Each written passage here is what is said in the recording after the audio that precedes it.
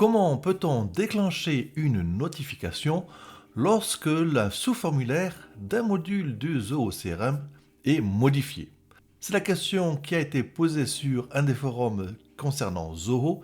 Si vous ne savez pas encore, j'aide les entreprises à passer à l'écosystème Zoho, donc Zoho CRM, mais aussi le Zoho Books pour tout ce qui est comptabilité, Zoho Creator qui est un logiciel qui permet de créer des applications en no-code et en low-code. Et aujourd'hui, je vais me focaliser sur cette question à laquelle j'ai déjà commencé à répondre, mais je pense qu'une vidéo devrait mieux faire l'affaire. La demande, c'est qu'on a actuellement une affaire. Dans cette affaire, il y a un sous-formulaire où on va pouvoir mettre les phases du projet. La demande est à partir du moment où un des enregistrements du sous-formulaire est modifié, on va notifier la facturation pour facturer cette phase-là. J'ai donc modifié une affaire sur le CRM que vous voyez actuellement à l'écran. J'ai mis le sous-formulaire tout en haut et vous voyez que j'ai déjà créé donc une affaire que j'ai appelée affaire 1 et à l'intérieur donc des phases, il y a deux enregistrements, la phase P1 et la phase P2. J'ai aussi rajouté les dates de début, ça c'est moi qui l'ai rajouté parce que pour moi il y a une date de début et une date de fin.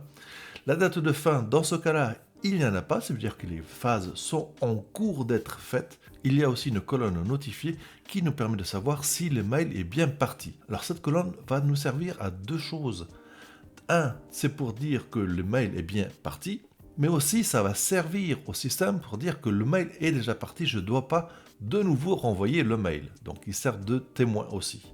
Pour modifier les affaires, tout ce que j'ai fait, c'était d'aller dans les réglages, et dans les réglages, je suis allé donc dans les modules, et j'ai choisi l'affaire, et vous voyez que j'ai créé donc juste un sous-formulaire que j'ai pris sur la gauche, que j'ai glissé en haut, et j'ai rajouté tout simplement les champs. Donc le nom de la phase, c'est un champ texte, la date de début, c'est juste une date, il n'y a pas d'heure, pareil pour la date de fin, et notifier, c'est une case à cocher. C'est tout ce que j'ai fait.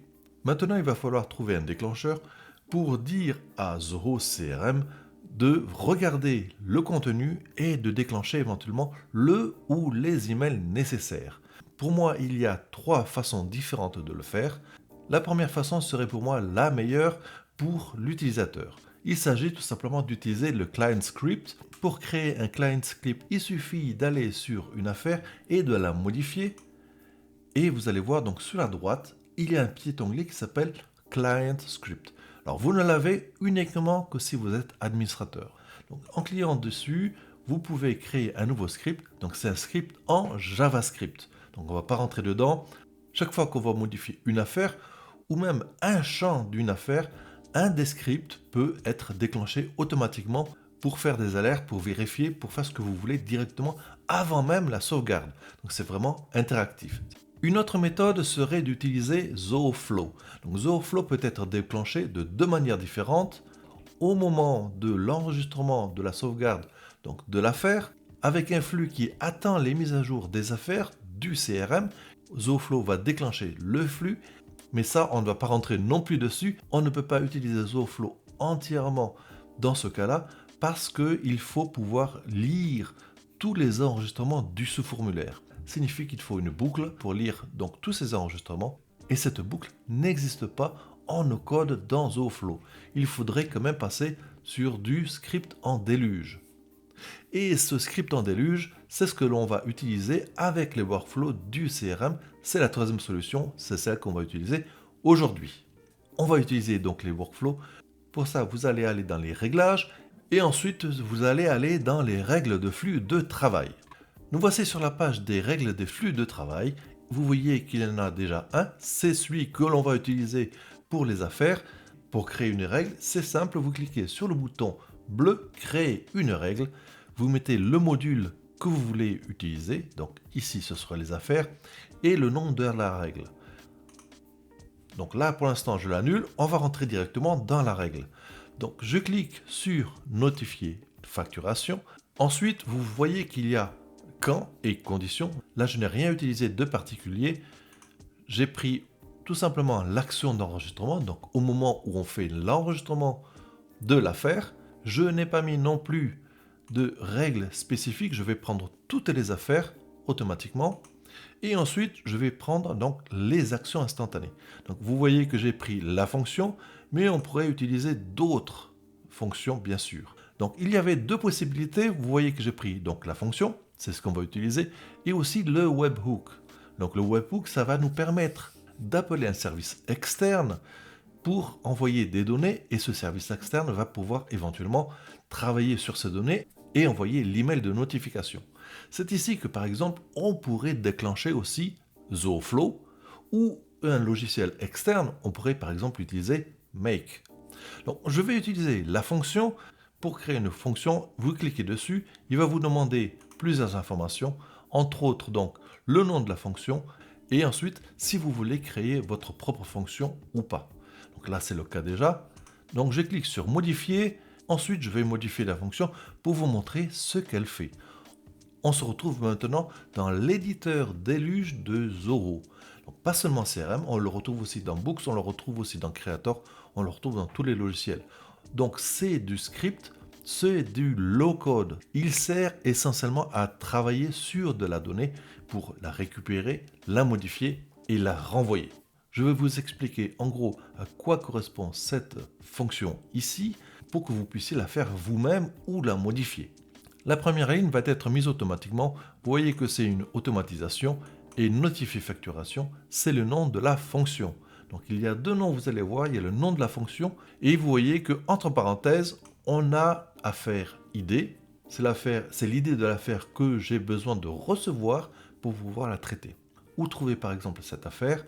Il suffit d'aller dans l'affaire qu'on avait tout à l'heure, regardez l'URL tout en haut, vous voyez marqué Potentials et à droite il y a un chiffre. C'est ce chiffre-là qui est l'idée de cette affaire en particulier. Ce chiffre, il est unique dans tout Zoho, donc on ne peut pas le retrouver autre part. Cette fonction est donc appelée, elle reçoit donc cette idée, et maintenant, que va-t-on faire avec ça? Que fait cette fonction ou les lignes qui sont en dessous? Récupérer l'affaire, et je récupère l'affaire que je mets dans la variable affaire. Il faut faire attention au nom des modules, les noms peuvent avoir changé avec des minuscules ou des majuscules, ça c'est très important. Alors ne vous inquiétez pas, en général, Zoho vous aide à trouver les bonnes variables. Ensuite, ce que je veux faire, c'est que maintenant que j'ai récupéré l'affaire, je vais devoir regarder tous les enregistrements qui se trouvent dans le sous-formulaire. Chaque fois que vous allez modifier donc ce sous-formulaire, il va falloir récupérer toutes les lignes et faire la modification sur toutes les lignes. Dans cette affaire ici, il y a deux lignes. Donc si je fais une modification, par exemple sur le P2, il va falloir que je réécrive aussi la ligne P1 avec la date de début en plus. Dans la ligne 7, vous voyez que phase est égal à affaire.getPhase. J'ai mis dans la phase le contenu de phase qui se trouve dans affaire. Comment est-ce que je sais qu'il faut que je récupère la phase écrite comme ça? Et c'est là que info affaire va nous aider, car info affaire va nous donner en fait le contenu et la structure de toute l'affaire et de toutes les données. Alors j'ai déjà joué une première fois cette fonction et j'ai récupéré le contenu de affaire qui s'est mis sur la droite et je l'ai collé tout simplement dans un éditeur de texte pour qu'on puisse mieux le voir. Et maintenant, ce que je veux, c'est de récupérer les phases. Et les phases se trouvent en ligne 36, un tout petit peu plus bas. Je vais remonter. Voilà. Donc phase avec une majuscule et un S, les deux points. On peut voir la première ligne ici que je viens de surligner et ensuite on a la deuxième ligne que j'ai surlignée ici. Donc c'est pour ça que dans la ligne 7, je récupère dans l'affaire donc toute cette liste, juste la partie phase. Maintenant, il va falloir passer chaque enregistrement l'un après l'autre et c'est ce qu'on a sur la ligne 10. Vous voyez qu'il y a une ligne qui s'appelle for each. Je vais pouvoir travailler sur ces données-là. Et le contenu de chaque enregistrement, je le mets dans la variable que j'ai appelée cette phase. Et je vais regarder maintenant la date de fin de cette phase, si elle existe ou pas. Mais je veux aussi que le boîte à cocher qui s'appelle Notify, il n'y a pas d'accent dans les variables informatiques, est marqué en tant que false. Si c'est le cas, dans ce cas-là, je vais envoyer un email. J'ai utilisé la fonction setMail et vous voyez qu'elle est marquée en gris dans les lignes 21 à 27. tout simplement parce que je ne veux pas effectivement envoyer l'email dans cette démonstration ici. Alors maintenant que l'email a été envoyé, ce qu'on va faire, c'est qu'on va cocher la boîte à cocher notifier. En fait, ce que je fais, c'est que phase modifiée map est une copie de ce que je viens de surligner. Donc de date de fin jusqu'à date de début. Et ce que je viens de faire, j'enlève notifie, donc notifie qui se trouve ici, et je vais le remplacer par notifie à true.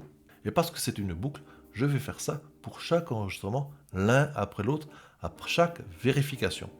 Maintenant que la boucle est terminée, on est passé par P1, et ensuite on est passé par P2, et ensuite on va pouvoir mettre à jour cette variable phase en entier qui contient tous les enregistrements. C'est ce que l'on a plus bas dans la liste, avec en ligne 36 param, et je rajoute donc la phase et de nouveau la liste des enregistrements du sous-formulaire.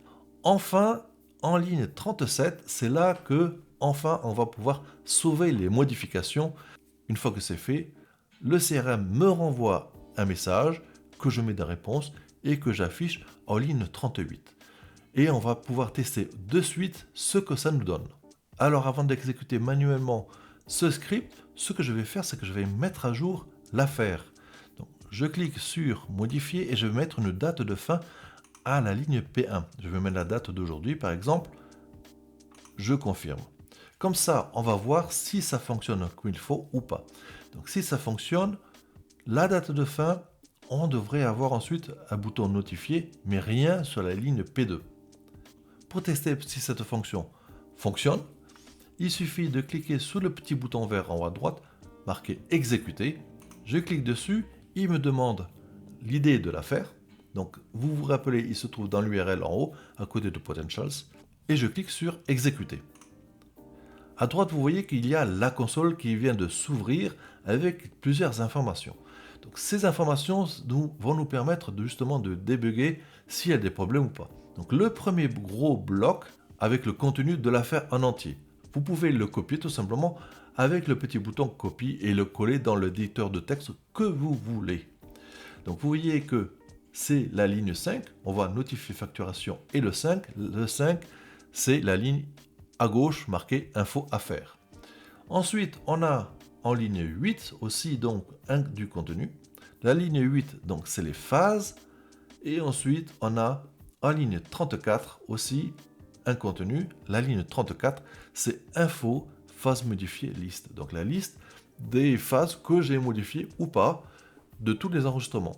Il suffit juste de cliquer dessus pour voir son contenu. Et vous pouvez voir qu'il y a bien deux enregistrements, 0 et 1, avec aussi du contenu à l'intérieur. C'est là qu'on va pouvoir voir si Notify est passé à True sur la ligne 0, donc la toute première ligne, ou pas. Si vous regardez à la fin, vous marquez Notify est égal à True, alors que pour la deuxième ligne, la P2, Notify est égal à False. On a bien eu une modification de Notify sur True sur la première ligne. Donc on a bien fonctionné. Je referme. Et vous voyez que dans la ligne 38, on a un dernier message. La ligne 38, donc c'est la réponse de la modification. Quand vous voyez Modified Time, Modified By, etc., c'est que ça s'est bien passé. S'il y avait une erreur, ce sera marqué directement ici, erreur avec un numéro et le contenu de l'erreur. Maintenant, il nous suffit d'aller sur l'affaire, de recharger la page et on va voir si notifié a bien été coché.